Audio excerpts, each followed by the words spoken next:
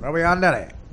We are on. The AQP podcast, I'm in the enclosure. Keith Jackson. For anyone here who was born before 1950. The Keith Jackson. No. We got a dandy. What was it? I used to do? This guy I knew who did a brilliant Keith Jackson did this run, and I stole it for auditions, not for on stage, but it was... He's a 6'5" senior out of Pusquehanna, Texas, 238 pounds. He's got no handles on him. And he moves from north to south about as smoothly as water running down a commode. You're looking live at the hills behind the Rose Bowl. Tonight we celebrate the 50th Granddaddy Mall, the Rose Bowl. What does that spell? That spells bad news for the Wolverines. Anyway, the 50th Granddaddy Mall, the Michigan Wolverines take on the USC Trojans. And this year, what does that spell? Bad news for the Wolverines.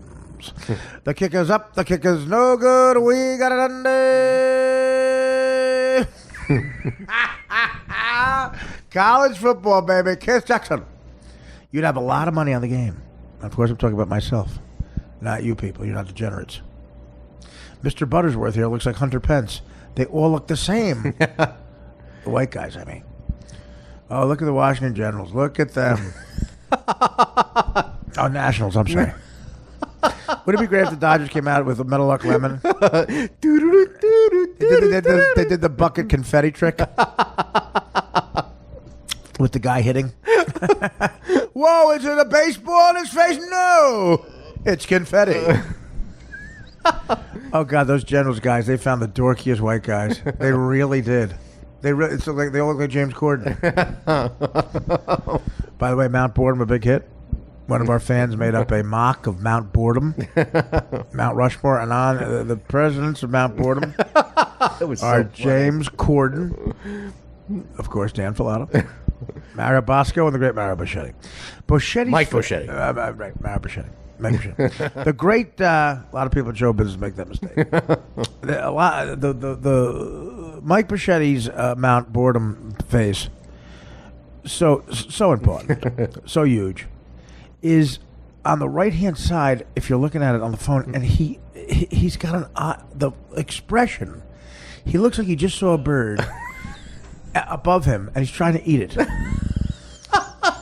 It looks like Mike Buschetti's starving, and he notices a bird, like maybe a little hummingbird, right above him, about 5 feet above him, and his mouth looks like he's trying to lunge forward and eat the bird. In fact, swallow the bird. Because Mike's mother, if you ever saw March of the Penguins, where the penguin, the mother penguin can hold the lead. First of all, it's disgusting. They have the kid, and then these fucking cunts, they go, well, we gotta go eat. So they have an enormous girl penguin luncheon. They waddle fucking for 8 days to the ocean, jump in, and they fucking shove food in their mouths. These disgusting gutter snipe whores. While the men fucking sit on the egg. Men sitting on the egg. And these broads are eating and yapping. And the greatest thing ever, sometimes a big walrus just eats each one of them. Oh. Taking, as Morgan Freeman says in the narrator, taking 2 lives. That of the mother and that of the young baby who won't get the food in the mother's belly. So these mothers, and again, some mothers are not this, in human life, are not this generous or thoughtful. They somehow stop themselves from eating some of the fish, and they lodge it in somewhere in their gullet. And that's for the kids, because they're going to be starving. Not for the father, for the kids. So now they waddle back. I couldn't stop eating a whole pizza for my kid. I couldn't do it.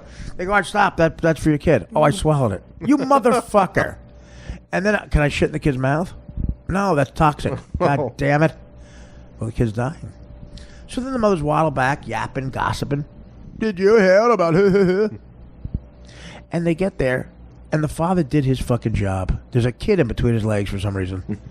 Egg hatches, and the kid's hungry. The kid's starving. So now he waddles over to the mother. The mother puts it under his fucking flapper, under his the Roger Ailes enclosure.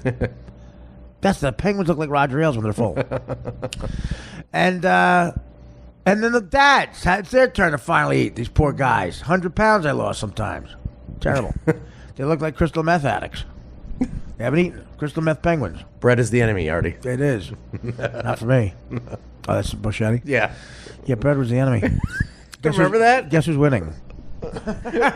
Guess who's a couple of surprise attacks at 3 a.m. Hillary wasn't around. Hillary, it's Mike. Bread is attacking me. Without your help, if you don't send some fiber optics, I'm going to eat the bread. Oh, what his room must look like. Oh, bread is the enemy. We've gotten glimpses. You know what's the enemy? Oxygen. Yeah. And, and then what happens is Morgan Freeman goes, well, now the penguin's starving, but there's no food. And, and then you realize, but then the mother puts its beak into the little baby's mouth. And the mother coughs up a milky substance. A milky substance. And that's part of the fish that the kid eats on it. And it's disgusting. But that is what happens at Boschetti's house with his mother sometimes. There's a documentary about the Boschettis called March of the Boschettis. And sometimes they go to the North Bay by Staten Island. And the mothers come back with what's in the North Bay, which is like a Heineken bottle. They don't eat the whole Heineken bottle. And Boschetti, they come back and little Boschetti's hungry. And that's what he looks like the little penguin. That's what Boschetti looks like on Mount Boredom. The little penguin going like this. And you feel like going, and then Mrs. Boschetti coughs up a milky substance. Mrs. Boschetti coughs up a milky substance. And there's Mike with that enormous fucking yapper. That enormous pie hole. Mike, of course, taking a little more time in October than we thought for his new project. We called him a couple months ago and he said, call me in October, guys. We go, why? He goes, I'm working on something secret. It's always secret. And you know what else is secret? His career. Artie career. Oh, look at Mike Boschetti. He's 5'10", 428 pounds. He's got a lot of handles on him. And he moves from north to south about as smoothly as a big fucking fat body. A big fucking fat body manatee rolling around the bay. This is the start of a podcast. You just heard Danny and the great Jeff Garlin bantering some Cubby stuff. That's where we'll put this right in between. Right, Danny? You want to start with you and the Cubby stuff, or you want this is just the beginning? This is the beginning. Okay. Only the beginning. My rap about Keith Jackson, of course. Don't cut any of that out. Well, just leave this all in. Don't give a shit. We're tagging the show. That's what we call it. We're tagging the show at the beginning because in the show, you're going to hear me have an amazing conversation with Jeff Garlin. He's so fucking funny. A good man. Tomorrow we got Lenny Dykstra and a little birdie that Mike didn't eat. Told me that's great too. You got two great interviews coming up, and not because of me, because these guys are so fucking entertaining. Somewhat because of me, and Dan's producing. But we're being fully transparent here. I mentioned Richard Lewis in this interview, and so does Jeff. Richard, arguably my favorite comic ever. The reason I got into stand-up, and Richard always knew that, and he was very nice to me, Richard. About saying, hey, I'm happy and proud that Artie is a younger comic who says that about me. And you'll hear us mention that Richard emailed him about stuff and invited him to something. And I realized it wasn't clear what it is. And this is a good opportunity to plug this and say how honored I am. Because I was going to do it anyway. But I'll explain what you're going to hear so you'll understand it later on when we bring up Richard Lewis. There's a Friars Club. For younger people, the Friars Club is a legendary club. It's like a dinner club, a place where guys played poker, like a guys' club. They had a sauna, blah, blah, blah. And their main office, and mostly entertainers. It started out with singers from Tin Pan Alley and stuff like that. And they got a bunch of due-paying members because Catskill Comics made it their own. It became known as a place for comedians. It's referenced in the great movie The Sunshine Boys from 1975, the year of our Lord. Neil Simon movie, Walter Matthau and George Burns play a fictional, comedy team, Abbott and Costello type comedy team, a little more hip, baby, who are now older, and they get together to do one last show at the Ed Sullivan Theater, which is run down because it's the 70s and became Letterman and now the Fruity McGee Show. But, by the way, props to Stephen Colbert on his Springsteen interview. Great stuff. I really enjoyed that. Great questions. It was great. And Springsteen's book, Springsteen and Norm Macdonald. I can recommend them both. Unbelievable books. But I digress. It's mentioned in there. He's at the Friars Club playing cards all the time, Walter Matthau. And it was so fucking successful, they opened a huge one in Beverly Hills that I went to. Not so great. Not as great as New York. Because it did so well, about 40, 50 years ago, they bought a townhouse, a 6-story townhouse on 55th Street by Park Avenue. expensive stuff. And yeah, it's about 6 floors. There's a poker room, there's a main room, and they used to have the roast in there, but the roast got so big that they started getting the Hilton Grand Ballroom. How do you become a member? You have to have someone ask you. You have to be a working comic. You have to be a working comedian. And if you're a working comic, you got in for free because they wanted the press of a working comic. And my good buddy Jeff Ross and my good buddy Greg Fitzsimmons were both friars. Now, I thought it was just for old timers, and it had gotten abandoned. But when I got on Mad TV and I started working, and then I got in Dirty Work and then on the Norm Show. But really, this is more a Catskills sort of Friars Club thing. When I became a regular on the Conan O'Brien Show around 1997, that's when I got on the Friars radar, because that's the kind of thing they are. That's a comic on a talk show that's kind of hip and very New Yorky at NBC at 30 Rock. And when I started doing Conan every 2 months, they looked and said, hey, Mad TV, he's a working comic, and he knows Jeff and knows Greg. And Fitzsimmons and Ross both approached me to be my sponsor. You need a sponsor, a guy in there who will sponsor you, and you go and you pay your dues. I insisted on paying my dues. Like the guys say, technically, if you're working, you don't have to, but it's a good idea too, because the club, needs to operate. And I said, no problem. And the dues weren't that expensive at all. And Jeff and Greg both approached me and said, no, Art, a lot of young guys are doing it. This was mid '90s. A boom started. And Jeff Ross and a lot of the guys at the Friars got together and said, let's bring the roast back. And they roasted Drew Carey for the Friars Club on Comedy Central. They cut a deal with the Friars. Black tie event, and it was black tie because the Friars Club. Comedy Central didn't give a shit. But Comedy Central and they got together and they said, look, we're going to roast Drew Carey. It killed. I can remember I was living in L.A. And doing the Norm Show. And now I'd been a member for about a year, 2 years. Yeah, 2 years I'd been a member. And but I moved out to L.A. and I tried the one in Beverly Hills. Time had gone by, the Beverly Hills one. I think it closed. But the one in New York was getting hot again because of the roasts. And the roasts were at the Hilton in New York, too. So it was a whole New York operation, even though Comedy Central aired it. Jeff Ross destroyed on the Drew Carey thing. And that became, like, the way I say, like, the Stern Show and radio, that was like my Yankee Stadium. I stole that from Jeff Ross. Like, I did a lot in show business. And I was good enough, I guess, to work and become a C-lister in show business. But where I was A-list in my head was in that studio with Stern. That's where I felt, this is me. This is where I'm going to leave my mark, maybe. And radio became something I thought I was better at than anything else I did, whatever that means. It was my Yankee Stadium. It's a good way to put it. And Ross thought that about the roasts. And clearly, arguably the best ever. And a good friend. So him being a sponsor and Fitzsimmons being a sponsor was sort of a big deal. But it was intimidating, man. Those roasts were intimidating. And, the old school guys, Pat Cooper, Freddie Roman, they're all there. And then the youngest, hippest people in comedy. I was 31 at the time, and prime of life. I've been, I was a self-made millionaire in comedy by then. I was proud of myself, but I was a pussy because I was intimidated by that. I said, you can't be intimidated by anything.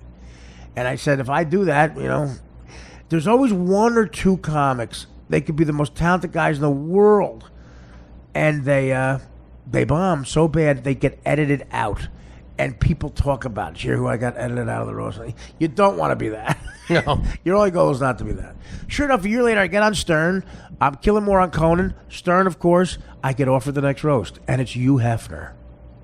And as a roaster, not just to go as an invite, I'm on the day as roasting. Get a tux.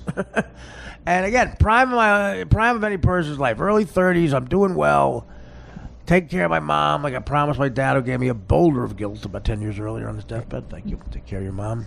And here's a piece of sheetrock. Good luck. No will. And no, I was like, I rented a tux. I was tan. I had no gray hair. I looked all right. I was dating a beautiful girl. Beautiful exotic girl was my the girl I was dating at the time. Dan, what is that? Did something go on? Dan, what was that? I don't know. Okay, I turned the TV off. But no, it wasn't the TV. All right, well, I don't know. It's nobody's fault. So anyway, I digress. Beautiful girl, Denise, who I stopped dating because of day and then because Denise told me she wanted to be an air marshal. Anyway, Anyway, I brought her to the Hefner roast. My sister came. Fun night. I still have pictures. Ice-T was on the dais. And I went up and I'm like, okay, just don't bomb to where you're the guy who bombed. And that guy, by the way, was Tommy Davidson that night. And Cedric the Entertainer. And I had a great set. And someone just sent it to me on Twitter. And the next day, of course, Howard played it. And I'm killing. And he says, look at Artie killing. And Howard said, great set. So I passed on the Howard test. I had a great set. I'm killing. I'm making Hugh Hefner laugh. I got a picture of me making Hugh Hefner laugh. You talk about something you're going to put in a time capsule. If I ever had great-great-grandkids, what did your daddy do? Great-great. Well, he was a comedian. And look what he did one night. Here's a picture of him in a tuxedo. As a young man, he was happy. He hadn't been ravished by the life of life's disgusting lives, the betrayal of women and friends, and Vicodin. But he's young here, early 30s. He had just gotten the biggest job of his life on the greatest radio show ever. He's about to be a co-host for a decade. That would end in a book called Crash and Burn. And already had a career. And that money, this is a great time in his life. At the Hilton Grand Ballroom in Manhattan. Like I lived, I was here. And next to him is the iconic guy of iconic guys. One of the biggest men of the 20th century. Absolutely, an icon. And he changed America. Yes. And right next to me, and he's barreled over laughing at a joke I just told about him. The joke, of course, was my opening joke. Hef, I smell pussy. Did you burp? He laughed. They cut to his 7 girlfriends who laughed. And so I have that on tape. So that's the Friars Club. And I got the Friars Club and Comedy Central ended their relationship. Comedy Central kept airing the roasts. And Ross and the Friars Club were responsible for bringing the roast thing back to comedy. And then, of course, no more tuxedos with Comedy Central. And I moved to L.A., and I did the Shatner roast after that. I got offered a bunch of things. I got offered Pam Anderson. I was shooting Beer League. I couldn't do Pam Anderson, but Bob Saget, my good friend, I was supposed to go. The day of the flight, I turned green from heroin. Didn't go to that. So, there's stories. But I did 2 of them, and I'm proud that I did 2 of them, because that's your generation. That's a younger person's game. I was out the other night in New York at this place to stand. The roasting now is infectious with young comics. They do these roast battles now, and I guess everybody wants to be in on it, but the roasts have become so vicious. And I don't know if I would do every one of them like these guys do. These roasts that are on Comedy Central now, it used to be mostly comics. Now it's just, they write jokes for some lame actress who just repeats the jokes. Martha Stewart was the funniest one on a roast. Great writers like my buddy Frank Sebastiano, who is as good as they get, write great jokes, and they're on a teleprompter, and people like Martha Stewart, who are good performers, parrot them out, and they can be as good as any comic. So, and they're vicious. They are cruel. My friend Ralphie May was on one of the roast battles that aired on Comedy Central, and I love Ralphie. No one's funnier than Ralphie, man. He's heavier than he's ever been, and that's saying a lot. To the point where I'm worried about him. There's that very obvious joke, and he's going through a terrible divorce, really contentious, and that should be off limits. It's not to these people. Ralphie lost the roast battle, and he looked suicidal. He looked suicidal. And if I were Ralphie's friend, I go, Ralph, the divorce, you're heavier than ever. Not only should you not go to a roast, if you find out a roast is happening within 100 yards of your house, you should go to Hawaii for the week. Don't go near it, please. They're vicious. They're cruel now. It's crazy. And when we did the William Shatner roast, the great Greg Giraldo, we all know the story about me and him with the roast. You can Google that. He might have been as good as Jeff, as close as getting to Jeff. Greg Giraldo was amazing. Now I'd go with Natasha Leggero, a chick. She's as funny as anybody ever. But they pulled everybody aside for the Shatner thing. There was one thing that we could not make jokes about. Now, this is the dress rehearsal. Joel Gallen, the producer, great guy, treated me great through every one of them. And he said one thing. They found William Shatner's wife dead in his swimming pool in Studio City, California. He came home and found the wife. And they accused him of murder. He got exonerated. It was a horrible time in his life. You can't make jokes about that. Now, in my head, I'm going, oh, my God, I would never... I would never in a million years think about that. You have to tell people that. I look over at Giraldo. He clearly had 20 minutes on the wife. He had a look of like, come on, take the stick out of your ass. So that's the Friars Club. It's important to comics, especially the comics a couple generations before me, Seinfeld, blah, blah, blah. And the guy, if you're a fan of mine, you know, from that era, who I worship and I love and I've become friends with, is Richard Lewis. Richard Lewis might be the best joke writer who's ever lived, in my opinion. The best references, just unbelievable. And he's going into essentially what they call, it's their version of the Friars Hall of Fame. And you get a room in the townhouse named after you. That's what they call it. And you ask certain people important to you, people you influenced, people influenced by you, blah, blah, blah, to induct you in and say a few words. You got a couple minutes to say a few words. And it's usually people who are close to you. And Richard Lewis, like, the reason I said that, I was vocal about it on Howard because he was a guest on Howard when I was there, and I met him years ago that way.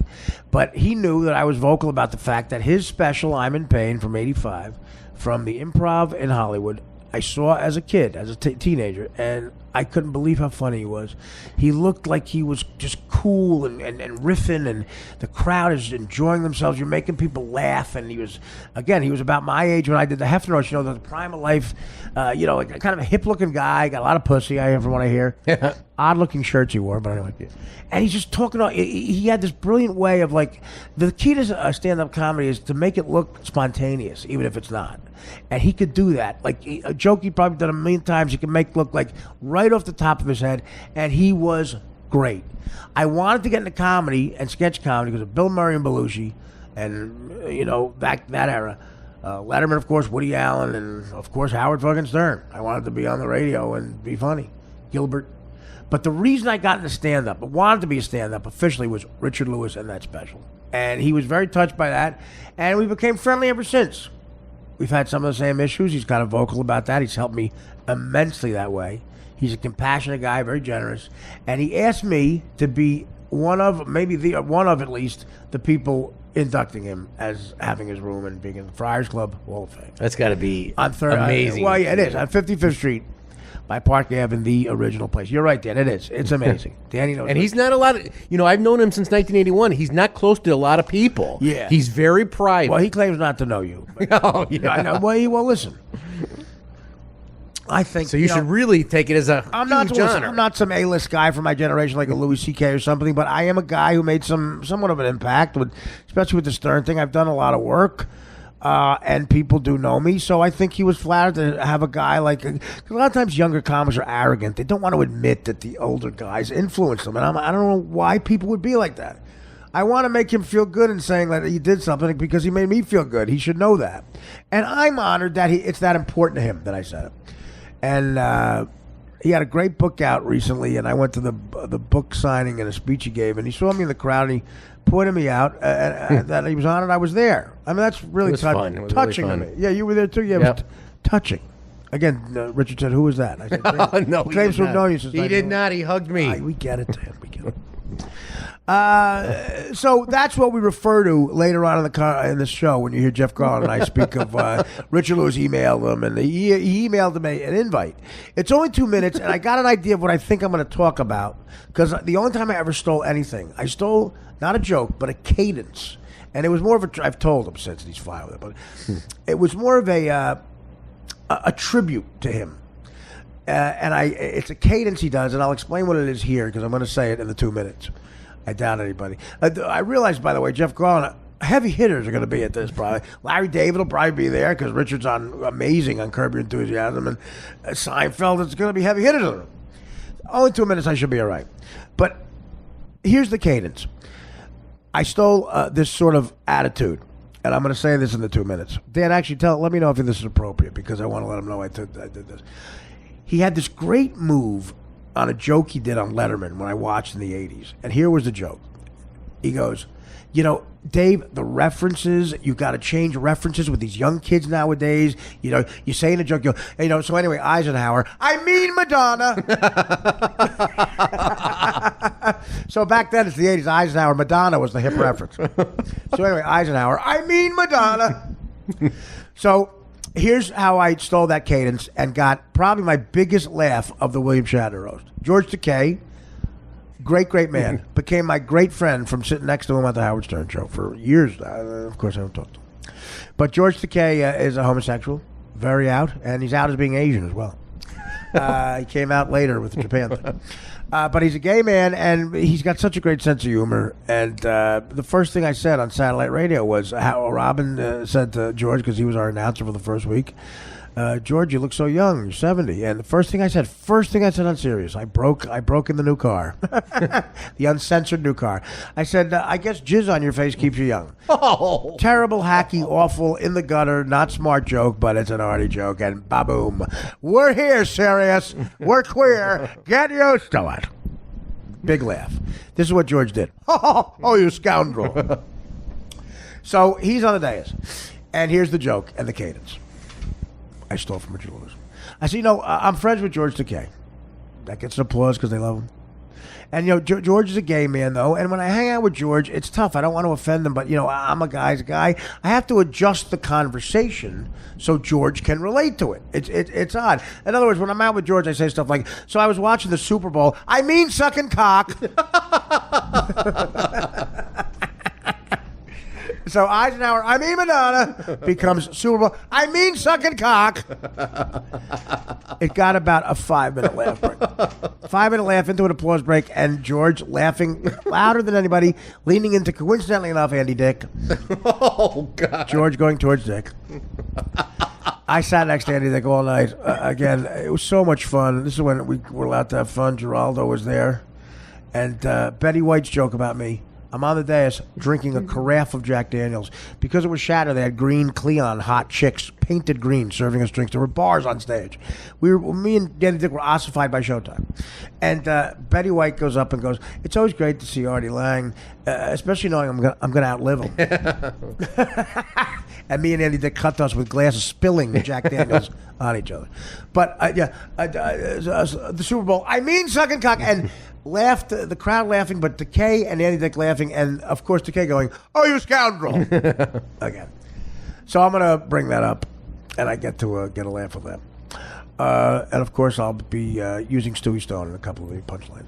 But anyway, it's an honor. That was my long way of saying that's why we bring up Richard Lewis, but I wanted to say this anyway, and this was a way to do it. Richard, I love you. And I can't wait to do this. It's October 8th, October 7th, right, Dan, as we speak. And October 17th is when we do this, about 9 days at the Friars here in New York. And I can't wait. Thank you, Richard. Thank you, Jeff Garlin. Enjoy the rest of the show. Back to Artie Lang News Center and our expert analysis. Live at motherfucking 5, over now. Bombshell tonight. A white man driving a stuff in his face. Artie Lang, Don Ho. He's gambling on human lives.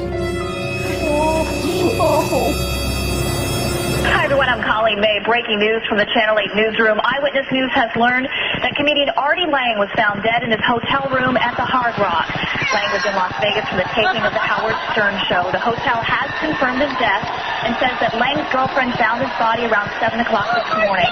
He was taken to UMC where he was pronounced dead. We are following this breaking story, and we will, of course, update you as new information becomes available. Now go home and get your fucking shine box. Look who it is. Lang. Don't make me break my foot off in your ass. How many times can Baumgarten pitch? All 5 fucking games? Well, when is he pitching? Well, he'll pitch the third game. He'll probably pitch tomorrow. Tomorrow they got Cueto, who's a good pitcher. Then they got our old guy Samardzija, and then we got then they got Samardzija, and then Baumgarten will pitch. Yeah, it'll be over by then. Oh, please, God, please.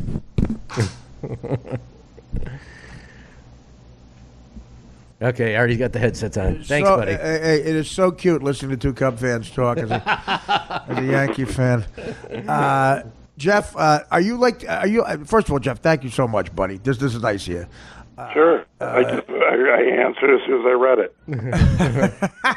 But are you as crazy as Dan with the Cubs? No, Dan's disturbed. Dan's disturbed. Let me tell you something. I love the Cubs so much. Right, I know. He's not. Because you know why? Yeah. I'm not even watching Sports Center because I don't want any hype. I don't want to see anything. I won't. As a matter of fact, I won't read anything or watch any commentary until after the World Series is over. Well, listen, Dan, I think Dan overcompensates because it's the one thing that proves he's definitely heterosexual. Is his love for the Cubs and Chicago sports. But I'll be in the other room and I'll hear, out here, and I go, what happened? Were you being raped? And he's like, no, and it'll be like the Cubs grounded out to second in the second inning against the Astros in a June game. Like, what are you're going to drive yourself crazy? Yeah, no, I don't do that. I don't do that at all. Yeah. Two words. Theo Epstein. What do you think of when you hear Theo Epstein? I love Theo Epstein. Yeah. Well, it took a whole contract to do this, 5 years. Yeah. No, well, by the way, he's done in 5 years what no one's ever been able to do. You're right. They're the best team in baseball. I mean, look, it took him 5 years with total crap to make the best team in baseball. I think that's pretty amazing. What you have to do with curses, and I think the Red Sox figured this out. The Red Sox figured out that just dressing up like Babe Ruth and drinking, we just go right out of curse. Before the opening pitch at Wrigley, you should have Bartman ride out on a goat. A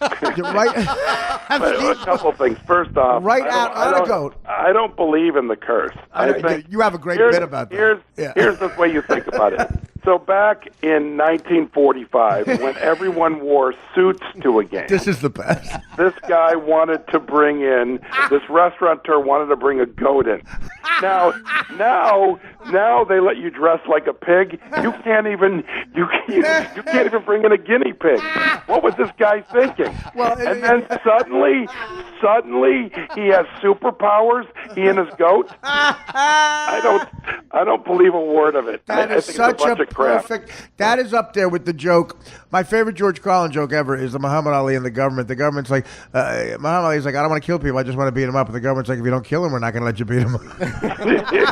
And that is up there with that. When you said that on the documentary on HBO, that is perfect. Everyone wore a suit. Everyone looked like they were going to a confirmation or something. You're right. And ladies wore these big hats with the pretty white dresses. It's nuts. They would never let a goat in. What was this guy thinking? And the filthiest of animals. Like, you're talking about an animal people sacrifice because they hate it. Oh my God! No, I know it's ridiculous. And so here's the thing about the baseball playoffs, as everyone knows. So why am I saying it? But who's going to get hot? Right now, the Giants could get hot, but also the Cubs could still be as good as they are. Right. You don't know. I've seen the Cubs. I've seen great teams. Remember when the Mariners won all those games with Lou Piniella? Yep. And then didn't they lose in the first round? That's what happens with baseball. You're so right. A pitcher could get hot. It's like they're small series.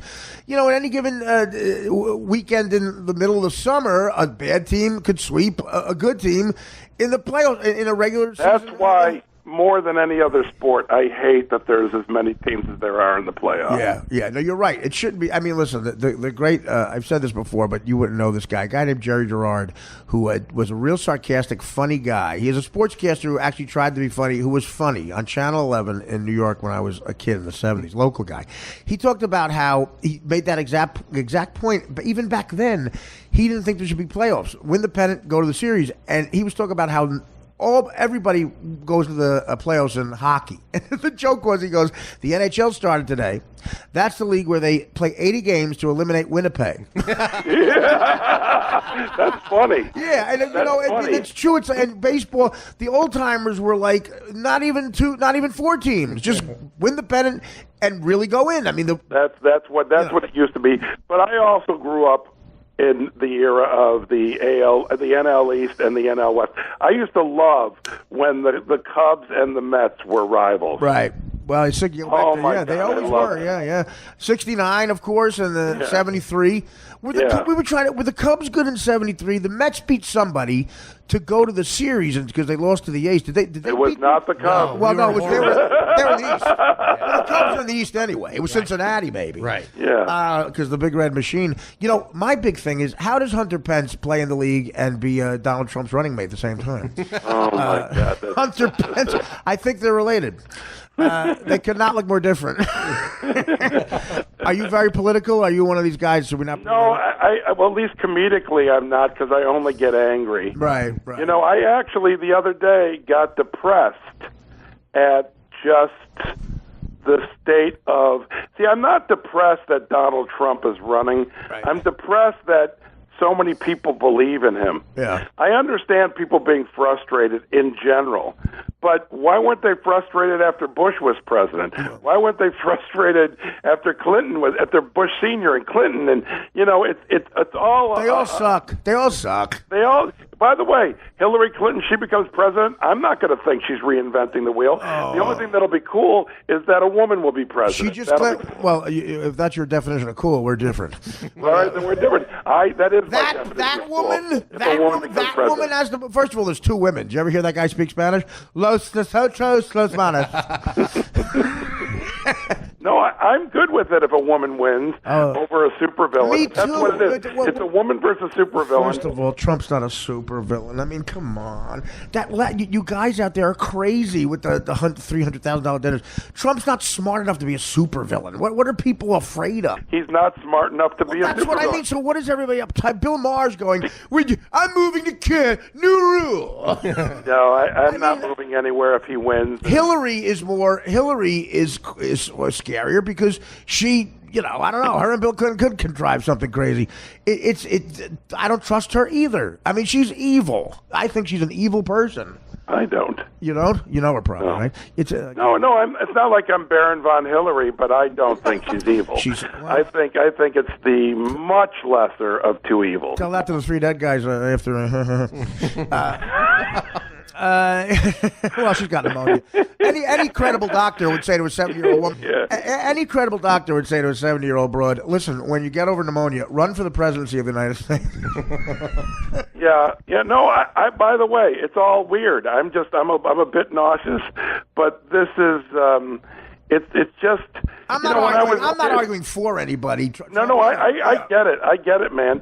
That's why I told you I was depressed. I'm just depressed by the whole thing. Yeah. Well, even Barack Obama, who actually, if you could get a chance to have a guy do 3 terms, I don't think anybody would say don't put him back in. I mean, he's the most. I don't know. To me, he's the best representative of this country. He's got it together. But even he lied like crazy too. It's the definition of a politician. But by the way, so think back to high school. Think of the kids who were in the student council. They were all douchebags. You're right. And those are the ones that went on to politics. That's why I really, I get invited to these press dinners and all this stuff. I never go. There's no way. I have no interest, man. Exactly. No interest. Exactly. Again, my good friend Louis C.K. wrote an article that Trump is Hitler. The scariest thing about Hitler was he was smart. That was scary. Yeah. I golfed with Trump once. Me, Trump, and Eli Manning at a charity event. In about 2 holes, I got him so mad because I goofed on his shoes. He was goofing on me, and I started goofing on him, and me and Eli Manning outsmarted him. And Eli Manning's a mouth breather. Jeff, your thoughts? You're a funny dude, man. You see, I'm not in show business. You are. You have to keep. No, you're in show business. You're one of my favorites. I'm on my couch. I'm on my couch looking at Dan. You're getting ready for the Emmys. Yeah, but I'm sitting and looking at Mike. I'm sitting on like a chair at my house. It's a big chair. It's a big, nice chair made out of. It's a very comfortable, nice chair made out of dreams that a man who's as rich as I should have. By the way, do you have back end money in Curb Your Enthusiasm? You do, don't you? What are you working for? What I mean, yeah. What do you mean? What am I working for? Because you have back end money. You probably have points in Curb Your Enthusiasm. You're the genius behind that show. Yeah, but I don't have. No, it's not like it used to be. Oh yeah. Man. What do you got? 200 million? What do you mean? I don't have any. I don't even. Dude, you got back end money. I'll say it now. That's about 198 million more than I have. Jerry Seinfeld. If Jerry Seinfeld doesn't happen to meet at the Improv one night, Larry Sanders. What's the guy's name? Larry David. I love. If he doesn't meet him, you know what he's doing tonight, Jerry Seinfeld? Opening up for Dom Herrera in Philadelphia. Okay. No, but by the way, as much as you say that, do you remember back then, Seinfeld was like a big thing to all of us because he got a deal with Catch a Rising Star to open all of their clubs, and he got $25,000 for the weekend. Yeah, okay. And every comic was like, "That's amazing." 25 G's. I mean, yeah, back then. First of all, I was 14, but no, it was. This was in the late '80s. You're kidding me? $25,000. $25,000 back then to do the weekend at all the catches when they opened. That's amazing. And it was like, so he was already like worth quite a bit before. But I think when you, look, I'm not taking anything away from, I'm complimenting Larry David is my point. When you see Larry David's work, and what you and him did with Curb Your Enthusiasm is so amazing. Like I remember he was shooting that pilot, and you see, well, he's trying to just keep busy or something, and then it turns into such a classic. And, well, thank you. It's a surprise and an honor to be involved with a show that's as beloved as that. That's really cool. I know. It's unbelievably cool. It's what I dreamed about as a kid. You mean my podcast? Yes. No, you should be so proud of this, Jeff. Because look, Susie Essman is so brilliant, and your face when she's yelling is worth an Emmy right there. She is so fucking. I saw her at Jeff Ross's 50th birthday party at the Friars Club, and I had to go out. She was so nice, first of all. Nice to me. I didn't even know she would know who I am. But I had to compliment her. I said, "You and Jeff Garlin on that show. It's just unreal." She goes, "Oh, thank you." And then Stewie Stone cockblocked me. But, that's a funny reference. No one is getting. No one or their next door neighbor who's listening to the show is remotely getting that. That's hilarious. Stewie Stone came up to me with a full mouth and said, "I'm opening for Frankie Valli." I said, "Thanks." That's big news. We're in 1962. That's big news. Thanks, Stu. Let me know your other dates. I don't think those words have ever been said. Stewie Stone cockblock. Jeff Ross is my favorite because his 50th birthday. I said, Jeff, I feel like we're 84 years old. But I loved it about because who wants to see the hip people? I don't want to hear about who's got killed at Largo with their one-man show. It's Stewie Stone talking about opening up for Frankie Valli. And Susie Essman, was such a sweetheart, and that is such a classic. The way you guys look at her when she's yelling, especially Larry David, he's scared. He doesn't know what to do. I know. Well, it is. I mean, if you imagine a woman really like that, it's not hard to look at someone and go, "What the fuck?" Imagine. I just got to call my mother. No, there's actually. I just had a conversation recently about this comedian's wife, with this other comedic actor, and we both admitted we were scared of her because she's really scary, like Susie. Yeah. Well, Chris Rock divorced her. I never met his wife. Yeah, you're lucky. No, she's a wonderful woman with $70 million. Listen. Can you tell me who it is? You can't. No, I'm not gonna. I don't. Dan, turn off the mic. Okay. By the way, in all sincerity, people's secrets are safe. You know what? People think what? And by the way, the person whose wife this is, I really like a lot, and I don't want to get him in trouble. Wait a minute. What'd you say? People think what's safe? Richard's wife? I actually love Richard Lewis's wife. I thought Richard Lewis. Wow, there we go. Richard Lewis's wife. I saw a picture last time Richard came. You want to know how bad?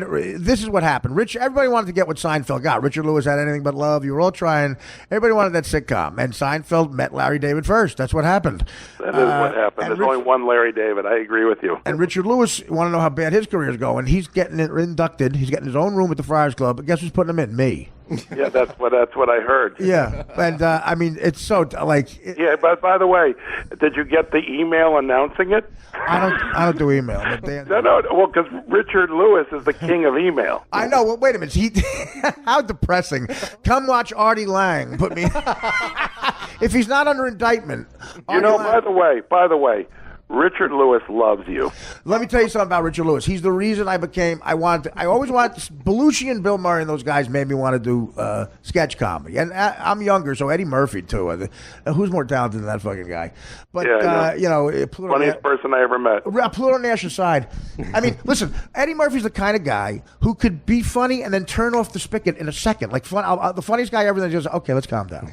No, his skill level is beyond anyone I've ever met. Unreal. But the first special of Richard Lewis when I was 17 years old, and it's at the Improv on Melrose, and the two oddest celebrities are together at a table laughing at him. It's Roy Firestone from ESPN, and the guy who played Laverne's father on Laverne and Shirley. Yeah, he was a comic. I forgot the dude's name. Was he really? Yeah, he was a comic. He was an old-time comic. What an odd front row. But by the way, Roy Firestone makes it. By the way, and also during that show, they cut it out.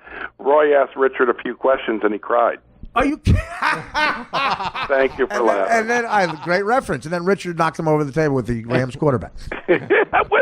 with Jim Everett. He used Jim Everett to knock him over. That was Jim Rome. That was Jim Rome, too, I know. I took it into the gutter. But that special, Jeff, and look, the first time I saw you, Jeff, you were in a hockey jersey on the Conan O'Brien show paneling, and I had the same reaction. It was before Arsenio Hall kind of ruined it with everybody's got a woof woof and Leno running into the audience and high. Why did Leno do that? I mean, Leno was so talented, but he didn't have to go in and woof woof. Talk shows used to be like you two guys, you and Conan having just two witty, fun guys having a conversation. Well, by the way, when I go back on any of these shows, that's the only way I do it. I won't even do I do very little pre. Good for you. I've been killing on Conan for almost 20 years, and Frank Smiley still goes, okay, that's 8 stories. All right, what else you got? Anything happen? Yeah, by the way, I used to all the time.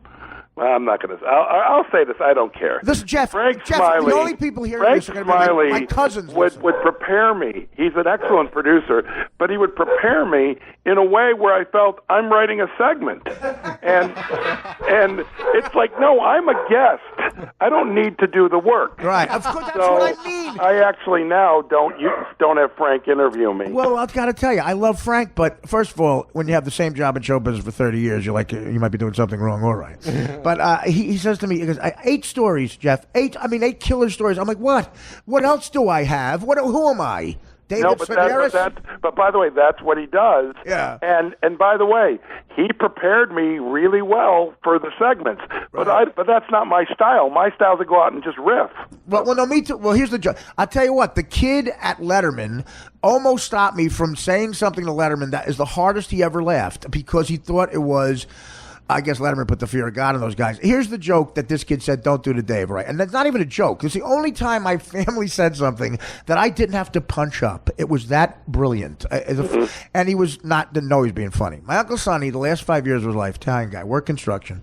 Last 5 years of his retired life, he ate wet mozzarella like an apple. He would sit in front of the TV and watch every TV show. His favorite show, true story, was Buffy the Vampire Slayer.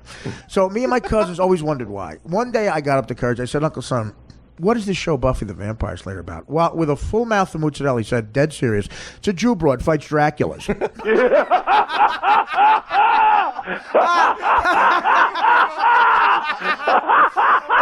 It might be the funniest thing I've ever heard. Oh, come on, that's hilarious. It might be the funniest thing a human being's ever said. I was like, Uncle Son, you should really write for the TV Guide the synopsis of everything. Jew broad fights Dracula. Jew broad. He had to watch the end of the show and see her name, Geller, and figured she was Jewish. And he turns vampires to Dracula, and it's plural. Jew broad fights Dracula. There's not an ounce of fat on that joke. It's like perfect. A team like Larry Gelbart and your show of show guys cannot make that joke better. So I say I pitch it to the guy because I know Letterman loves stuff like that too, like old Family Guy. Well, real stuff. Right, real stuff. That's a good point. Exactly, that's how you put it, real stuff. And I pitch it to this kid, and he's like, no, it's too risky. Don't do it. Don't do it. And I'm like, did you say that out loud to Letterman? He's like, and the greatest thing was he didn't, so he didn't ruin it in a way. Because, these guys, the other thing, Jeff, is these guys pitch a story. They could ruin the story, Of course. Yeah. So I said, fuck it. I was doing very well. I was killing. I was a really good, and I said, I'm going to throw this in there. And right before he was about to say my plugs, and I crowbarred that in, he laughed like you just did, Jeff. He's belly laughing. And at the end, by the way, that will be one of your greatest memories of your life. I have a still photograph in my room, right above me and Danny making out. But no, but it is. But see, now you just hit on something. That's what talk shows were. Yes, people being genuine. Right. They were real moments. Yep. And either somebody was funny, like Rickles or whatever. Oh, yeah, sure. Or you're not funny. That's the thing, too, why, they do. Do you know why they do these fucking pre-interview shit? Right. You know why? No, why? Because actors can't tell a story to save their life. That's a great point, too. I'm sweating telling stories, and then the first guest is Emma Stone, who has an anecdote about her hair. And I'm like, dead silence. Dead silence. By the way, I don't know if you know this, dating Stewie Stone. Why go on after that? That's got to be the last line of the interview. That's fucking hilarious. Oh, that's funny. Could you imagine? Could there be two more different human beings? They don't look like they're the same species.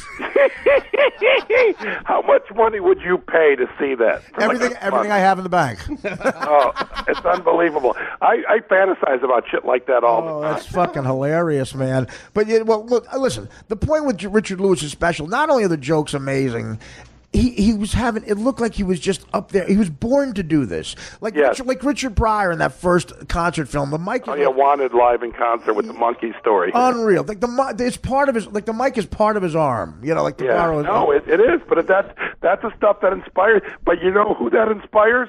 Whoa. And I'll be arrogant as hell right now, which I rarely am.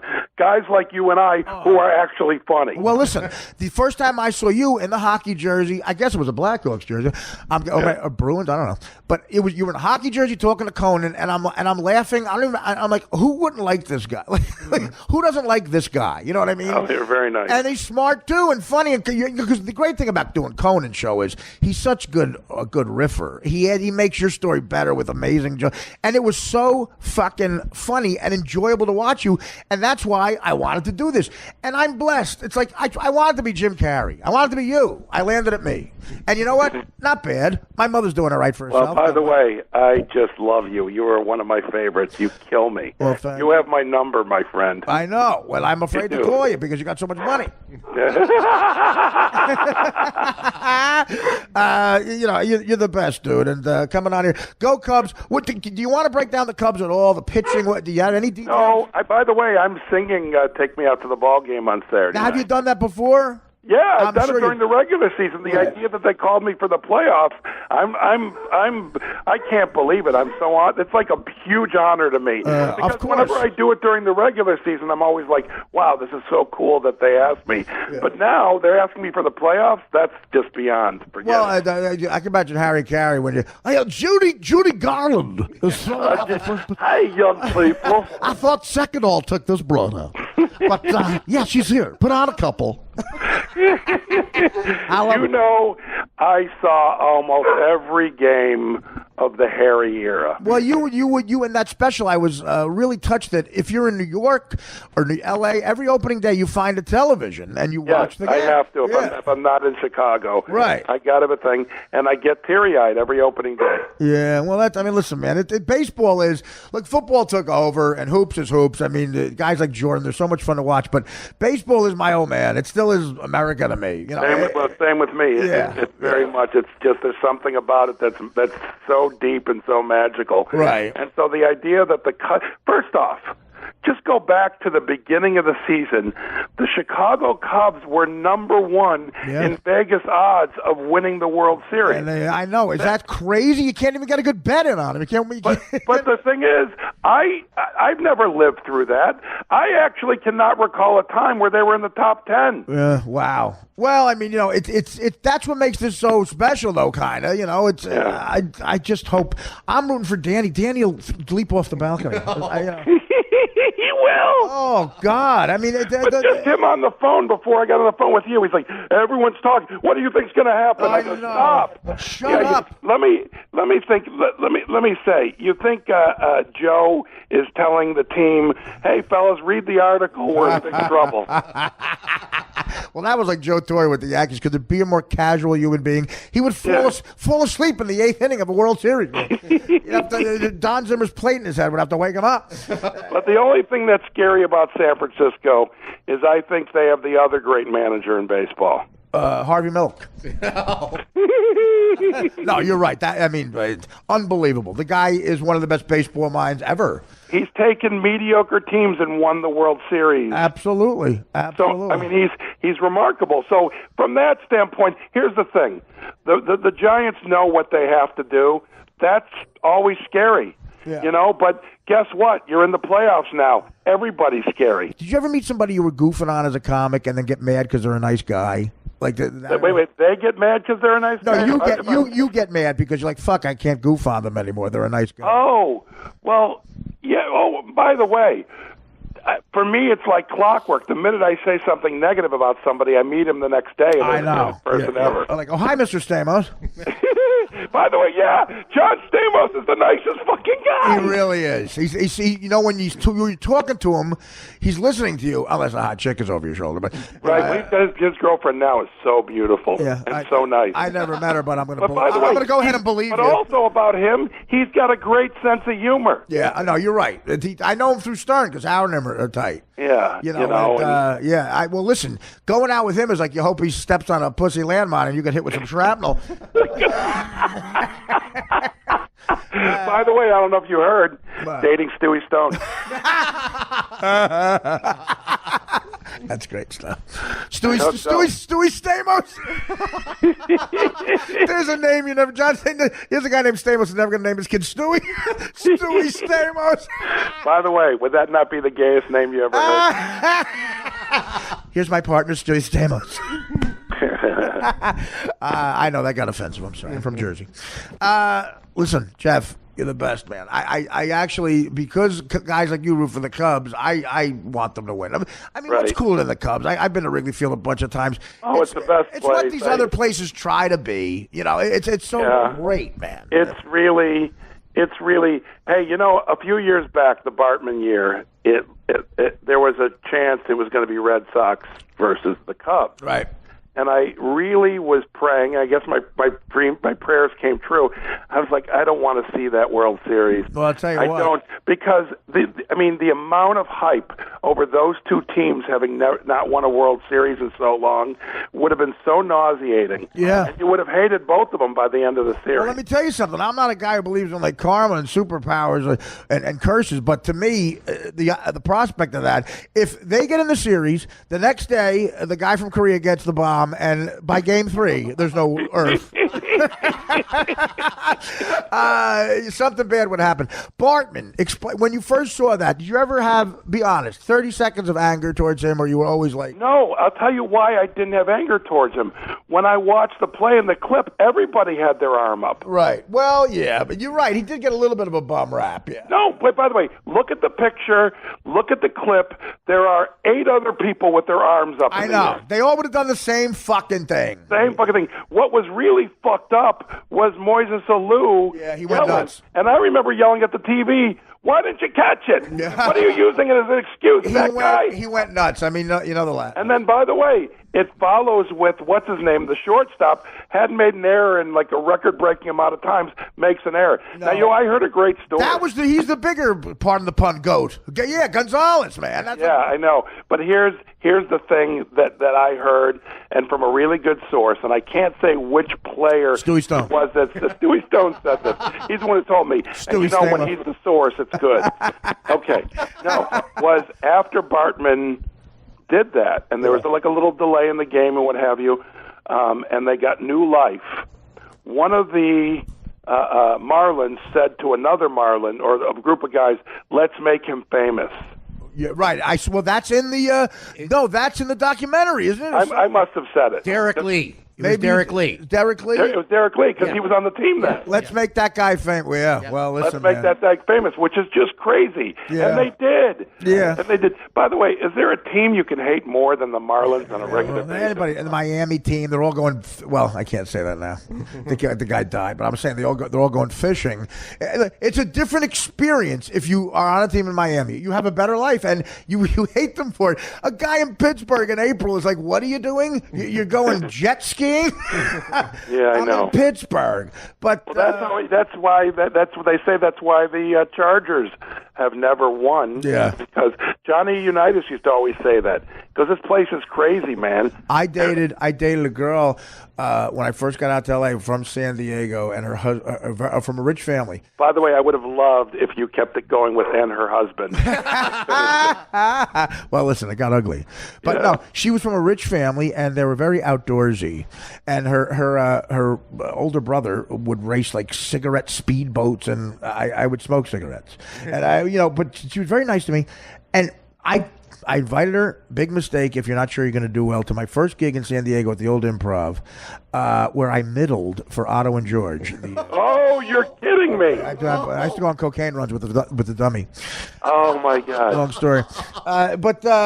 So I go up, and I don't do well, Jeff, and I go off stage, and I go, with stuff that's killed all over the country. The guy goes to me, the San Diego Improv manager, well, you sound mean.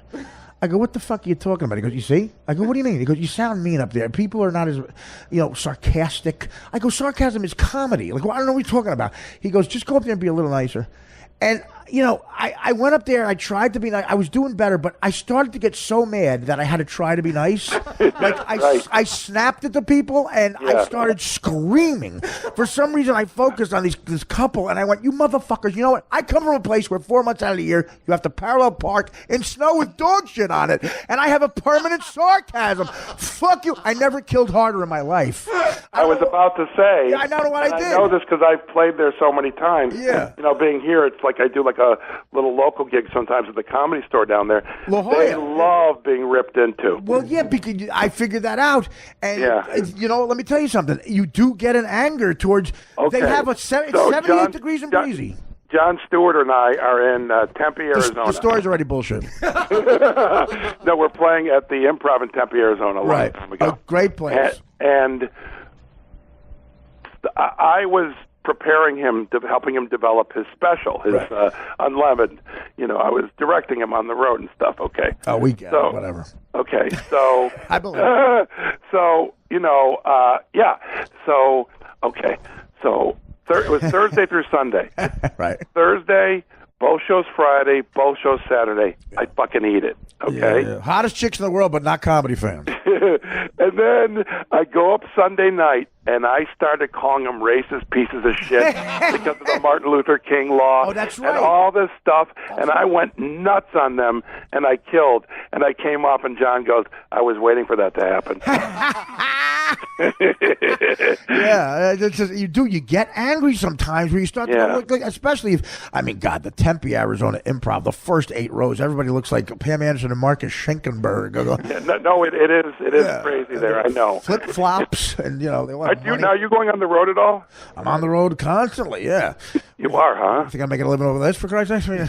Actually, I don't know, but you're doing the series now, and I bet you, it'll be a hit. The series I shot all summer, and it cost me money because I couldn't have gigs. I was like, right, yeah, because I know you make more doing that, of course. Well, that old story about Shecky Green in Vegas making $80,000 a week. What am I going to do a movie for with Dean Martin? I'll lose money.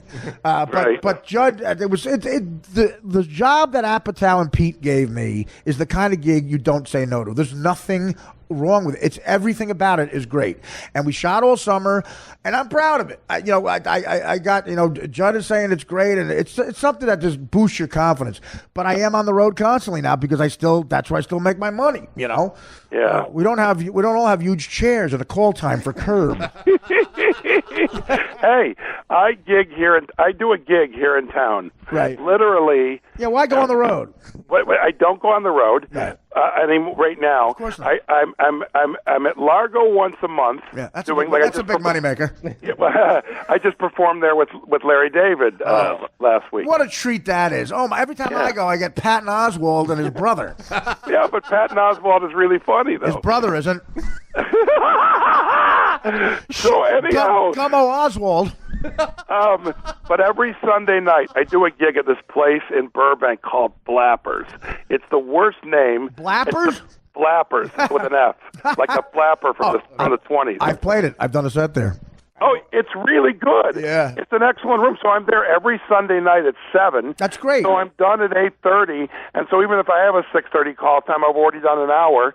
And I do it every week. And it makes me, I improvise an hour every week. It makes me so happy. Are you trying to rub it in or something? I mean, what's going on here? I mean, you just described the life of someone who has points and curb your enthusiasm.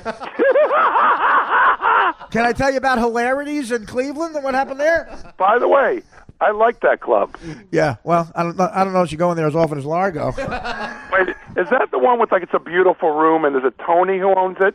Yeah, that's the one where the guy picks you up with an ankle bracelet from court every day. No, that guy, that club is owned by great people, actually. Yeah, right? Yeah, who I wave to while I'm going to the Improv.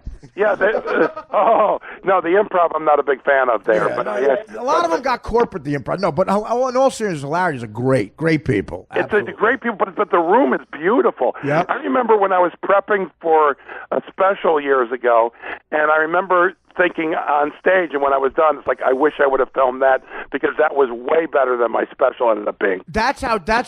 You know what, Jeff, I think a lot of comics have that story where you go, the funniest I've ever been is like one night in St. Louis or wherever, and it wasn't on tape, and sometimes the planets align.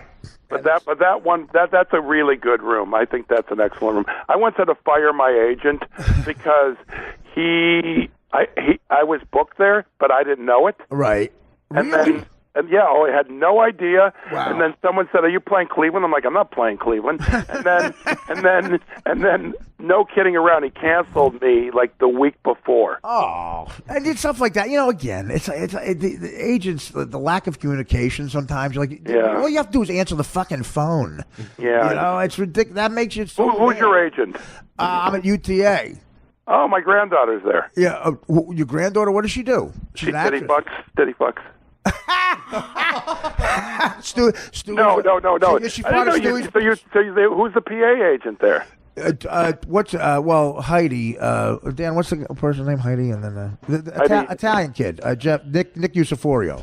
Oh, okay, cool. Nick cool. Usiforio. Yeah, he's a good. I'm at the point now where I'm getting old enough to where he's the greatest guy. But when he signed me, he comes to see me do a spot in L.A. and he goes, "Yeah, when I was a teenager, me and my buddies drove to Phoenix to see you do stand-up." I'm like, oh my god, and hookers are telling me their fathers like me. It's terrible. But by the way, I think I saw him at your book signing. Nick, yeah, who? No, you would have. Well, UTA, first of all, the best agency in the world for comics. They have Jim Carrey and Will Ferrell, which means I can't get anybody on the phone. But right. They're treating me very nice, and I'm with them across. I used to be with Rich Super, who's the best in the world, and I got Mafia'd. I got Showbiz Mafia'd. The UTA said we'll cover you with everything else, which is big for me, but you got to give us the personal appearances. And thank God they're competent. Nick's the best in the world, but I love Rich. Sometimes you got to. Did Nick used to work for Rich? I think he did. Everyone used to. I mean, I love Rich. He's an old time agent guy, and his name is Super. It's a lot to live up to. Yeah. Yeah. I don't know. I like UTA a lot, but that's where I am. Yeah. Who are you? Who put you out on PTA?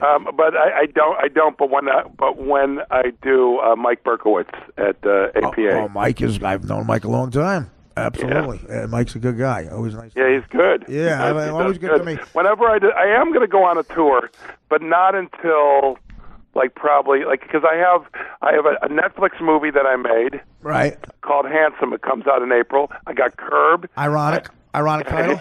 Yeah, I got Curb Your Enthusiasm, and that comes out next fall. So I want to do all of it after all the stuff comes out. Yeah, that's great, man. I can't. Everything you do, I look forward to. It's interesting. I stepped in. I won the comedy lottery though with Pete and Judd. They're going to do a tour to promote it because Judd has the show Girls.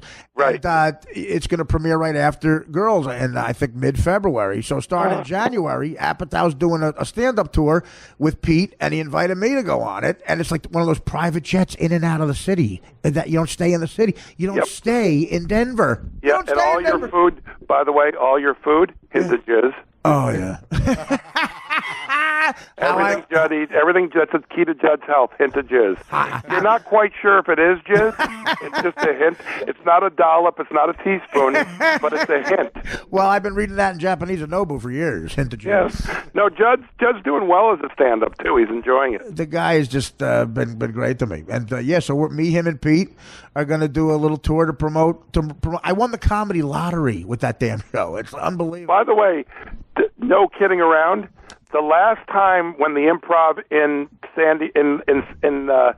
Pacific Beach was open, the last time I played there when it was still open, it was Judd Apatow was the MC, I was the middle act, and I couldn't tell you who the headliner was. Oh, really? Oh, well, by the way, Judd and I used to open for the worst people. It was probably some guy like a guitar act with the word cute. Yeah, no, by the way, plenty of guitar acts, plenty of shit over the years, but Judd and I shared that together all the time. Many times. And guitar acts crush. It's hard to like, or, sometimes I get when I was on Stern, like a local guy wants to take me out and make it hard. Oh. He would middle for me. And so there's one guy in Minneapolis, you'll appreciate this. He had that accent. He did every local reference. People were guffawing. They were hitting the walls. He's talking about people who work at restaurants that everyone knew. I'll tell Jeff, like, hey, you guys ever go out to Lake Guanamatoba? You go to Lake Guanamatoba with your dad, you're going to go ice fishing, you stop at the bait shop and you see Nancy with the lazy eye. Nancy with the lazy eye. They knew her. Everyone in the crowd knew Nancy with the lazy eye. I'm thinking of Vikings I could mention. I have no idea what to do. No, it's a can't-win proposition, and all they do is ruin the show. They don't make it better. They do. I said the owner doesn't want you doing this. It's like a Lake Guanamatoba with your dad. David Feldman once told me a story. It's the greatest story I've heard. Feldman said that he had a guy in front of him who was just filthy, and he couldn't follow him. And David goes, I don't work so clean, but I couldn't follow this guy. So he finally said to the guy, tell you what, you can say, he goes, tell you what, you can say cunt as much as you want, but you can't say anything else. He goes, you can say it 100 times if you want. I went to Afghanistan to do, they asked me to put together a tour when I was on Howard to do stand-up for the troops, and I brought David Tell and Jimmy Florentine and DePaulo, and Baba Booey came to talk for 5 minutes about, his teeth. And, about stereos. Right. So we go, the two rules in front of the troops. You can't talk about the president. He's the commander in chief, and you can't talk. This is in 08, so it was Bush still, and you can't talk about masturbating. Those literally were the two rules. And we were like, what is there, an epidemic or something? I mean, I was there for 10 days. I almost broke a record. But Attell gets up there. The first thing he says in front of 500 soldiers, a Marine just told us we can't talk about masturbating. He goes, we can't talk about masturbating. I'm going to adhere to that rule. I would never, break a rule. What I'd like to do is tell you a story about the time I was fucking a sock with shampoo in it. The place erupted. But I bet you got the biggest laugh ever. It erupted. 10-minute laugh into Stanley, and then we could say anything we wanted after that. Oh, that's we could have been funny. jerking off George Bush in a joke. Jeff, I know you probably, I don't know what rich guys do. Do you pay midgets to get naked and you just laugh? No, I just nap, and I know that everything's going to be okay. Well, listen, man. I'm going to tell you the greatest thing ever about podcasts that I always wish if I knew I'd be able to tell Jeff Garlin this sentence on a podcast, I would say it's worthwhile to get in show business. I have Lenny Dykstra waiting. Okay. As they say in Sweden, have him invest for you. I'll talk to you later. Is Lenny Dykstra really on the phone? Yes. He has no teeth. Jeff, listen to me, man. I love you. I'm rooting for the Cubs because of you and Dan. Well, have me back on whenever you want. I'm always here for you. You know what, dude? Let me tell you something. I'm gonna take you up on that. And by the way, if you come out here and do any press, please perform with me at either Largo or Flappers. I will be there. I'll be with the Apatow Jet. I'll be there. Absolutely. Whenever you know your dates, let me know. I'm gonna do that, Jeff. Thank you so much, man. You're the best. All right, enjoy your good looks. I'll talk to you later. I love you, man. Bye. The great Jeff Garlin. Bye. Thank you. That's a good man. Comedy to me is Mr. Jeffrey Garlin, Mr. Larry David, Mr. Jerry Seinfeld, Mr. Paul Reiser, if I may say so. Yeah, I go to Vegas the other day. I see this guy Artie Lang. He's up there saying fag, the F word. He's sitting there. That's supposed to be funny. Quite frankly, it's disgusting. I hate him. Comedy is to me his comedy. Mr. David Cross, okay, Mr. James Corden, Mr. Greg Ferguson. Mr. Largo, a lineup. That's if that's not funny to you, that's not funny to me. Yeah, I don't get these look at this guy Artie. I want to kill him. Calls my wife a hooah. Then the other guy he's with, I thought he'd be a nice Jewish boy. He's a reverend, Levy. Guy's a reverend. He should be ashamed of himself. I doubt he's a real reverend, but are you saying I'm wrong? I'm just saying it might be a. I'm saying you're right. Of course you're right. He's a real reverend. Yeah. Well, what are you being condescending? No. No, of course he's a real Reverend Bob Levy, sure. Yeah. Yeah, guy gets up there, asks my wife to go on stage, puts blue cheese in it. Oh, eats it out. I still can't believe Eats that. it out of her ass. May I say that? May I interject something? And I don't mean to be didactic or facetious in any way, shape, or form. The guy is disgusting. The guy should be killed. Yeah, I might do it. I might break his legs. Guy had the worst hair dye I've ever seen in my life. The Reverend Bobby, worst hair dye. He's sensitive.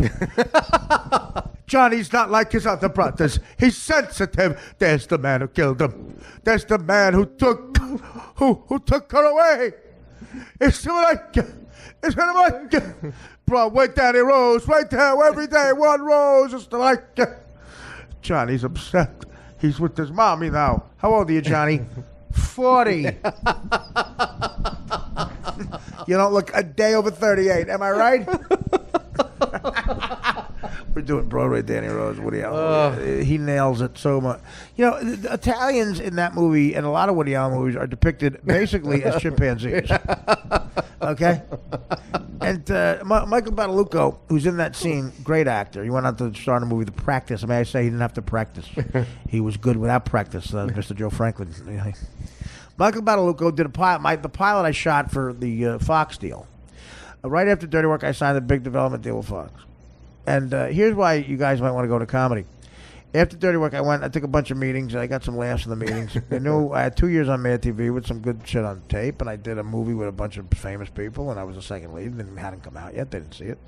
And I acted like a fucking guy, a retard playing fucking charades in a bunch of network meetings with some agents that had juice at William Morris. Agents who were Jews at William Morris.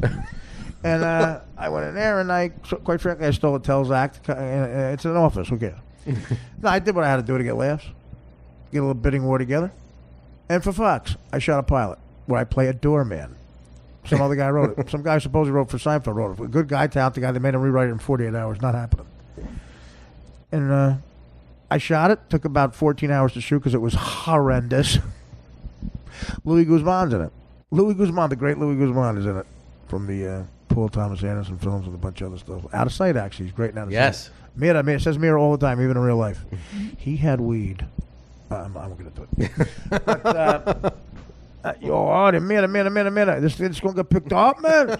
He would have been a regular. I would have been. This is why I would have heard, Mira. This is going to be a regular? Is this going to be, what are you talking about? This going to be a regular? What is this? What are you talking about? The show going to be a regular? On what? Like the network lineup? Yeah. I don't know. I don't know. You want a joint? Yeah, I do. I want a whole joint. The Bel Ash Hotel. San Vicente and Sunset. Check it out. I think it's a different name now. I think it's called, used to be Artie's Place. I lived there. I lived in a hotel for a year, and we did the pilot. Okay, and Michael Badalucco, who's in Broadway Danny Rose in that scene, is in that movie. It took us 14 hours. I left. I got some sleep. I woke up, and Fox sent me a check for $750,000. Oh, my God. Fuck you. What's my guidance counselor's name? He's passed away. I won't fuck with him. My principal, Mr. Petracco, told me I should be a shepherd. Fuck you. Actually, that's not true. It was a $750,000 deal. The first check was $250,000, and then and then I got a $200 check and a $50,000 check, and then they owed me $250,000. You only get the $250,000 to do the pilot. If you don't do the pilot, you just stay with the $500,000. So I could have just said no and got the $500K. Oh, my God. I know, but I didn't do that. I'm not an asshole. I don't want to rip off their money. I said I'm going to do this. And actually, if they would have preferred I said no, because they had to pay me all the money, and the set they built was probably about $2 million.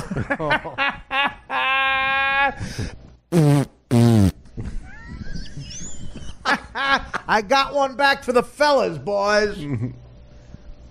I thought it was a money laundering operation, Fox. I really did. So, yeah. So the last check was $200,000. I did the pilot. And I walked over to my manager. It was the worst 14 hours of my life. This girl, Carol Ciccone, my good friend, now happily married in Florida. Another one. Oh, Jesus Christ. What happened? She was a doll. She was a doll. She could be Carol Lang right now. She could be Carol Lang right now. Married a rich guy. Tons of money. Beautiful kids. Sends me, I'm in rehab because I stabbed myself 9 times. She sends me a Christmas card with her beautiful kids on a beach. Oh God. I won't say that. I won't say anything too crazy, but it was good that someone screwed the window shut. The nurse, the black nurse, who meant well, African American nurse, a black chick, came over and said, "Oh, that nice, who's that? That your wife and your kids?" No. Oh, now your sister, thumb, or kid, niece, nephew. That's beautiful. No. Who is that? Chick I could have married. Oh, really? Yeah. She married somebody else? Yeah. Oh, wow. Okay. You want some juice? I'd like you to leave. Come on, let's talk. I'll keep her company. Wait, hang on a minute. Mr. Abernathy threw up. I gotta go. Mr. Abernathy threw up. Fucking assholes. I love that woman, the African American woman. She gave me a green juice colonic every morning. No, that was in the other rehab. God, yeah, that's right. Wow. That place my sister made me go to. Oh, my God. Every morning a black woman gave me a colonic. That was part of the deal. She had a Jamaican accent. And she came to see me do stand-up in Boca Raton right after I left. She came to see me do. She goes, I was told she was there. I go, is that broad who gave me a colonic every year? She goes, yes. And she was drunk. And I go, are you enjoying the show? And she goes, I love you. Got the biggest. Okay, I'm going to say this. I never said this before. That got the single biggest and longest laugh I've ever gotten while I was standing on stage. And I didn't get it. Me standing on stage, and that's the longest laugh ever. It was an hour. When she said, I love you. Because I explained what she did. She basically shoved a tube up my ass every morning. With green drink in it. Oh, good. It flushes out your fucking ass with green. I talked to feminine afterwards for a while. How are you? I do like that blouse. All of a sudden, for you know what happened for 3 weeks? I knew if a belt matched shoes. Oh, God. I somehow knew if a belt matched shoes. And I could make an omelet. Unreal. I knew how to spell chicken cacciatore for 3 weeks. Right up my ass. And I explained it. I said, are you really here? Yeah. Are you enjoying it? I love you. I could have fucked her. She basically fucked me. I was anally raped. I was violated with a capital fucking V. Yep. In rehab. That's what happened. Fucking motherfuckers. So I get out of rehab. What was the point of the story? I was in rehab. No. What was it talking Carol Ciccone. Oh, Carol, yeah. No, it was before her. What was I saying? Carol, she was at the taping. Right. That's right, Carol. What a doll. She stayed all 14 hours, my friend. What a doll. And a talented writer. Very talented. Yeah, she actually she got financing for a short film, and it was great, and of course, they don't like great out there. She got chewed up and spit out. She actually said that. She was from Boston, and this city's chewed me out. I don't know what to do anymore. First chick I met when I was out there. I got out there, the audition, the screen test for Mad TV was on May 13th, 14th, 1995. Never been to LA before. I get off the plane, the production assistant's waiting with a shitty truck, and he goes, we can't go to the hotel, which was the Hotel Sofitel across from the Beverly Center. It was May Maison at the time. French jet. And I said, I can't go freshen up. He goes, no, we got to go right to 20th Century Fox, right to the famous lot. I'm like, wow. And I found out later they did this on purpose. They wanted to make you nerve-wracked because you're going to go through that every week when you perform sketch comedy. It wasn't live like SNL, but it was in front of an audience. They wanted it to be live. There was pressure, so they wanted to check you out. They had seen 8,000 people in Toronto, Chicago, New York, and L.A., and a brief trip to London, I was told. 8,000 people. They were taking 8 in the cast. It was 8. Wow. Yeah. Taking 8. What? I'm up against fucking Northwestern Theater Company, Yale Drama, Groundlings. I'll say it again, Groundlings. SCTV. I was loading trucks 2 years before. I owed a bookie money, so I borrowed from a Shylock a year before. driving a cab with the guy with Big Al as the dispatcher. Racist jokes. He'd yell out to the, "Hey, Artie, it's Big Al. Go to that burger joint, Fuddruckers. I call it butt fuckers. How about that? Ha, ha, ha. Go out to butt fuckers and pick up this schvug and take him to the Colonial Motel."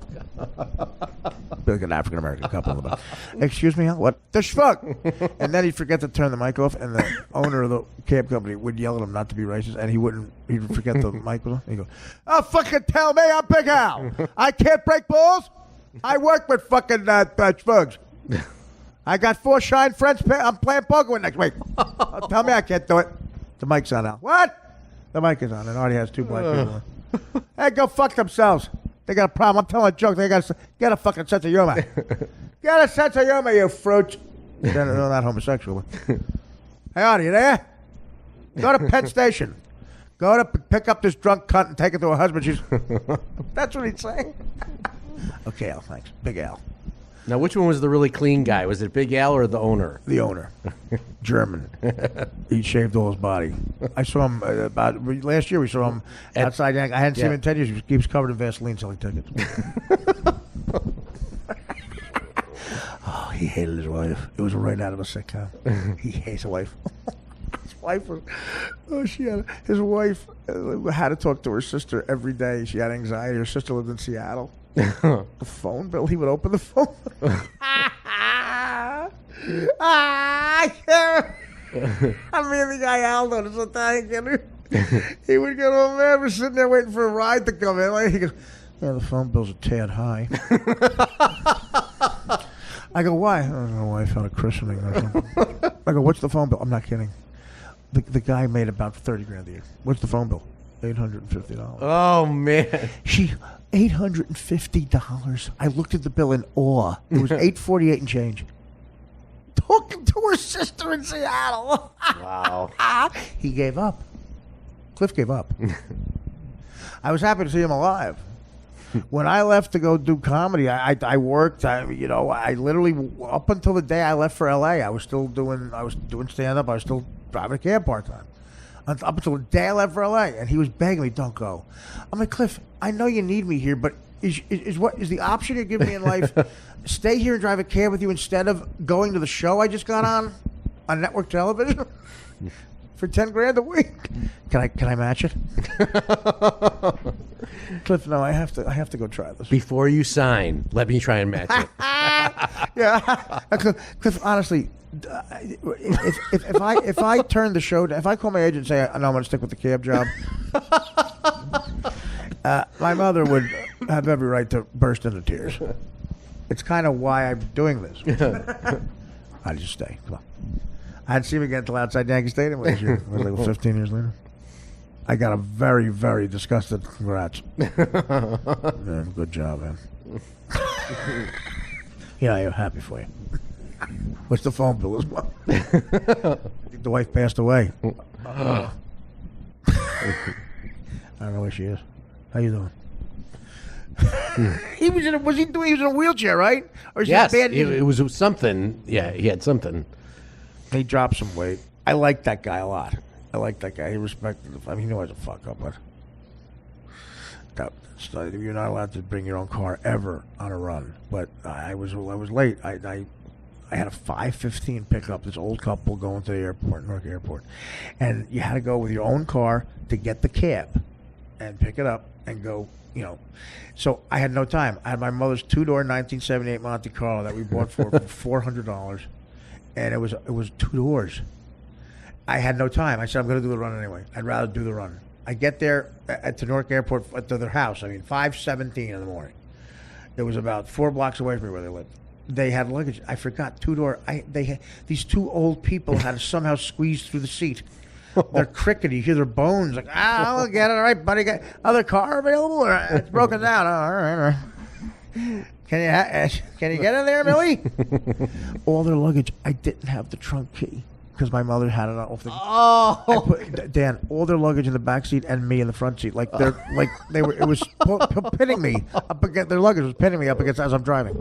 I'm doing 100 miles an hour up Route 22, and I'm hitting bumps, and I'm airborne. Their head would hit the thing, and Oh, they're not saying a thing. The woman looked. You know what the woman looked like? Mrs. Khan, the guy man. The Trump woman. The Trump woman. Yes. Yeah, at the convention. That's what she looked like. Picture a white version. Picture a non-terrorist version. Picture a white version with no burqa. That's what she looked like. And after I hit a bump doing like 85, their heads hit the top, and they came down on her makeup kit, which was, they're going to Europe. The guy goes, I hit the bump. The guy goes, I'm doing 90. He goes, you've been doing this long, Art? You've been doing this longer. He was affectionate. He knew my first name. This is how nice these people were. I get them there. Somehow. $15 it cost. Can you imagine? $15 from Union, New Jersey, my hometown, to Newark Airport. Now it's like $140. Uber, whatever. $15 it cost. So I took all the luggage out. I got it to the bell guy to check in, and so they didn't have to deal with it. They were on time. Everything was going to be fine. The guy said, "You're cool. Go to that first class lounge tickets." And this wonderful man, after all that, tipped me $10. Gave me $25. Nice. 10 on 15. Anyway, so that was the got off on that tangent. But yeah, Carol, she was at the whole taping, Carol, and I went up and of course, I think I picked up 750 G's. That's it. That's what's happening. I helped. I was part of the problem. Nobody gets those deals anymore. Like, I was the last guy. Kevin James kicking ass in that show, King of Queens, helped me because they figured, a fat guy, throw him in a fucking UPS uniform or something that looks like a UPS uniform. We got gold. And I cashed the checks, baby. The last check was $250K. Brought that to my mom. Her hands were shaking. As she said, my father, let's see how long it took my father, how many roofs he had to climb to make $250,000. I'm going to try to figure it out. He made about 40. I'm going to say he never made it. My old man, what a worker. Just what a fucking worker. Every day. He would get off. Every day at like 6 o'clock. Factory whistle blows. Man held his down, puts on his clothes. Man grabs his lunch. Walk out in the morning light. Working. That's the way I write them. Yeah. 2 degree weather, my old man. I'd help him sometimes. 2 degrees. Get up and take that stolen ladder off the truck. Oh, God. Dad, why did you say Bell Atlantic? Fuck you. Fuck you, get the wire. Why does a coax wire say Suburban Cable Company? Fuck you. Why does it on your messages does it say call Tyrone back, has stuff? Yo! There's a black kid who he bought stuff from. A stolen, who worked for Suburban Cable. I think they're nothing black, but he was. He would sometimes, his first phone call, he would rob a gas station, would call us because he wanted my father to know he'd be out and don't go to any other person as a customer for money. His name was Harold. Every time he called, I told my father Hal called because that's how he said. He said, Hal, come Hal. And if I was Harold, that's what he's saying. I said, he's saying Harold? And I knew black kids. I went to school with them. And he goes, Hal, yeah. I go, what black kids you going to school with? He said, what are you going to go, Sidney Poitier? Oh, we loved it. Not a racist bone in my father's body. Unless Bob Levy fucks him in the ass. Oh, God. Bob said he wrote that joke. Bob said he invented that joke. I said, Bob, don't say that out loud. I said, were you born in 1911? He said he wrote that joke and one of the jokes that Chappelle used. One of those jokes that's like almost public domain for comedy, like row, row, row your boat in music. And Chappelle, there's a character on Chappelle's show they were doing puppets who were comedians. One of the puppets was a hack comedian.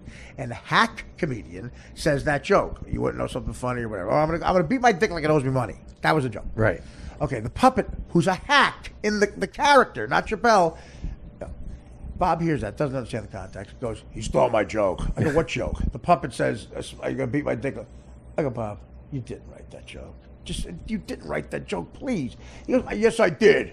Someone had to write it. I'm like, yeah, but I think Bob Hope did it in the road to fucking Guam. What are you talking about? Beat your dick like a... No, I wrote it. You didn't write it, Bob. Please, you're delusional. It was like the Jonathan Winters routine where he goes, I'd like to thank Ed Davenport for getting us the room tonight. Don't come up, Ed. You're a little drunk. Don't do it, Ed. You're wasted, Ed. Don't do it. Somebody grab him, get him out of here. I said, Bob, you didn't write that. Chappelle was coming on the Stern Show. He wanted to call up and accuse him of stealing. I said, Bob, please, I'm begging you as a friend. He would not admit. He really, in his world, I think he convinced himself. He wrote the joke, I'm going to beat my dick like it owes me money. You did not. Go with the knock-knock jokes, too. What the fuck? Polish jokes, take them all. And I've had them all over the world. He calls up. And I'm like, I'm getting ready for cringe. Chappelle's sitting there for the news. Listen, Dave stole my joke. Howard knows what's going on, so he's probably, oh, wow, Bob, what happened? Dave, what about that? You stole a joke? Yeah, you saw my act. How would I use that joke? I think you do, that's right. And Chappelle said, oh, then you must be a hack. You hear Levy take a puff of a cigarette, start to yell back, and Howard goes, I'm bored with this, and hangs up. The worst thing that could have happened to Levy. I begged him. I said, ask your friends. Ask your friends. Da-da-da-da-da-da-da-da. All right, I'll leave you with this. The idea that they still send news people out in these hurricanes is so fucking funny. And if a guy's above 50 and still has this gig, what happened? Whose wife did he fuck? There's a guy that's got to be 53 years old. Dan Filato's age, maybe. We don't know his age. There are a lot of old DJs that go to the Weather Channel. I'm going to give you the birther thing. What? There are a lot of old DJs that go to the Weather Channel. Ken Burns not doing a documentary. This is unbelievable. These people, what they do. Why are they doing this? They got radar now. He doesn't have to be out there. He should say, you give people a finger and go, I'm coming inside. I got, my pension is vested. Fuck off. Fuck off. She came on to me, Mr. Turner. If Jane Fonda comes on to you, it's Barbarella, Mr. Turner. What am I supposed to do? Yeah, it's Ted, Mr. Turner. Yeah, just move back towards the trees. We can't get a full shot of you. All right, Bobby? Jane says hi. Yeah. Of course, it wasn't your fault at all. Not your fault at all. That's what Cuomo said when he worked here. He does work. I thought, get rid of that. Cuomo with his olive oil hair and guinea charm. I said to Cuomo, from now on, you talk to Chris Matthews. You don't contact me directly, Mr. Cuomo. I don't trust you and your whole fucking family. Let him spit on you. Yeah. All right? You play your little games, Mr. Cuomo. Have a good time up there at Nude Day. Affirmative action, your gluten fucking steroid using ass. I can't. Your dad I loved. Hippie. Rest in peace, R.I.P. And your great governor, brother is. Yeah. Is he going to let a kid can a woman get an abortion when the kid's in Little League? Is that what we're for now? Yeah. Pardon me for being a Christian. Kids in Little League, you can still kill them. Yeah, Bobby. Yeah, remember Jane says you kind of forced yourself on her at the park. Yeah, Bobby, I see you. Yeah, take off that windbreaker. You look cooler that way. I heard you got the flu. Yeah, we'll give you some Tylenol in about an hour. Just move back. Yeah, there's a ditch there. I dumped a couple bodies there during the Civil Rights Movement. Oh, Jesus. Yeah, it's Mr. Turner. We're going to go to the playoff game this year, and Jane is going to fall asleep in the seventh inning. Remember that? She fell asleep? Yes. Oh, that's the best. That's the best. You know why? Because Southern billionaire cum has tryptophan in it.